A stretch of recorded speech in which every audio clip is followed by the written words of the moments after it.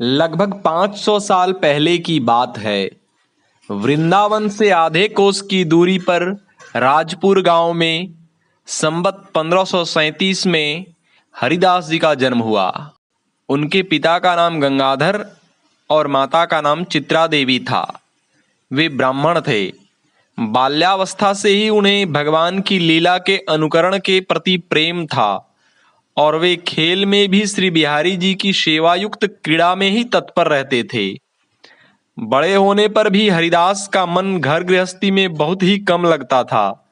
एक दिन अवसर पाकर 25 वर्ष की अवस्था में एक विरक्त वैष्णव की तरह वे घर से अचानक निकल पड़े। वे घर से सीधे वृंदावन आए, अपने उपास्य देवता बिहारी जी के दर्शन किए और उन्हीं के शरणागत होकर निधिवन में रहने लगे। आसुधीर जी उनके दीक्षा गुरु थे। धीरे धीरे उनके त्याग, रसोपासना और संगीत दक्षता की प्रसिद्धि चारों ओर व्याप्त हो गई और शिष्यों की संख्या उत्तरोत्तर बढ़ने लगी। एक बार एक भक्त ने स्वामी जी को अत्यंत मूल्यवान इत्र भेंट किया। उस समय वे यमुना नदी के रेत पर बैठे हुए थे। वसंत ऋतु का यौवन अपनी पराकाष्ठा पर था। वृंदावन के मंदिरों में धमार की धूम थी। रसिक हरिदास का मन डोल उठा। उनके प्राणप्रिय रासविहारी और उनकी रासेश्वरी श्री राधा रानी की कृपा दृष्टि की मनोरम दिव्यता उनके नयनों में समा गई। अपने उपास्य की झांकी करके वे ध्यानस्थ हो गए। उन्हें तनिक भी बाह्य ज्ञान नहीं था। वे मानस जगत की सीमा में भगवदीय कांति का दर्शन करने लगे।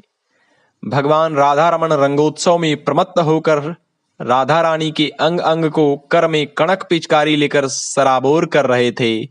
भगवान होली खेल रहे थे। हरिदास के प्राणों में रंगीन चेतनाएं लहराने लगीं और उसी मानसिक भावावेश में हरिदास ने भगवान के पीतांबर पर इत्र की शीशी उड़ेल दी। इत्र की शीशी जिसने भेंट की थी वह तो उनके इस चरित्र से आश्चर्यचकित हो गया। उसने देखा कि रेत पर उन्होंने शीशी उड़ेल दी। जिस वस्तु को उसने इतने प्रेम से प्रदान किया था उसे उन्होंने रेत में छिड़क कर अपार आनंद का अनुभव किया। रसिक हरिदास की आंखें खुली। उन्होंने उस व्यक्ति की मानसिक वेदना की बात जान ली और शिष्यों के साथ श्री बिहारी जी के दर्शन के लिए भेजा। उस व्यक्ति ने बिहारी जी का वस्त्र इत्र से सराबोर देखा और देखा कि पूरा मंदिर विलक्षण सुगंध से परिपूर्ण था। वह बहुत लज्जित हुआ, पर भगवान ने उसकी परम प्यारी भेंट स्वीकार कर ली। यह सोचकर उसने अपने सौभाग्य की सराहना की। ओम।